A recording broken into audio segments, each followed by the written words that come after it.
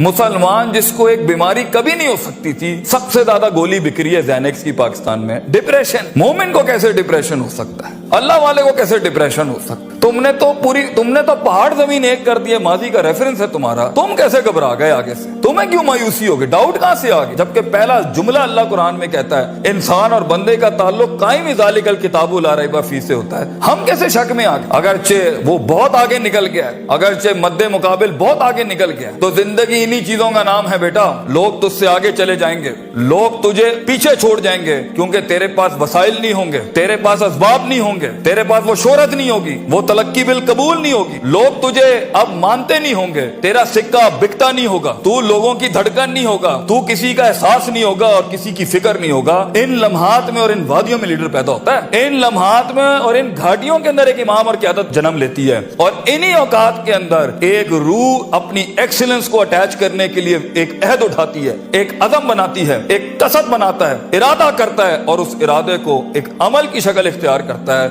और अपनी जिंदगी के सारे रेफरेंसेस को माइनस करके एक नई तारीफ देता है अपने आप को। लेकिन अगर एक इंसान समझता है, एक गलत फहमी का शिकार है कि नहीं, जिंदगी को मैं जैसे चाहूं, जिस गलत तरीके से चाहूं, अपनी वैल्यूज को, अपने उसूल को, अपने जवाबित को, अपने कवायद को, अपने उसूलों को, इनको मैं बलि चढ़ा के, इनकी चीटिंगें करके, किसी का हक मार के, किसी को नीचे लगा के, जिग जैगिंग करके अगर मैं निकल जाऊंगा तो तुक्के, महज इत्तेफाक, फ्लूक्स और कोइंसिडेंसेस, और इस तरह के 2 नंबर रास्ते बेटा कुछ अरसा तो चल सकते हैं। दुनिया के उस स्टेज के ऊपर जब मुकाबला होगा ना किसी सही वाले पट्टे के साथ, आप नहीं लड़ सकेंगे, आप नहीं उससे जीत सकेंगे। इसलिए ये वक्त होता है, ये लम्हात होते हैं, ये लहजात होते हैं, इंसान अपने आप को तैयार करता है। लेकिन एंड में मैं फिर भी यही कहूंगा, स्किल मैनेजमेंट, हुनर के ऊपर इंसान जितना भी स्ट्रॉन्ग क्यों ना हो, इंसान सोने को कुंदन, कतरे को समंदर, जर्रे को एक चट्टान और एक छोटी सी आतिश को एक आतिश फिशा तब बनाता है जब उसके अंदर वो कलेजा हो, वो जिगर हो,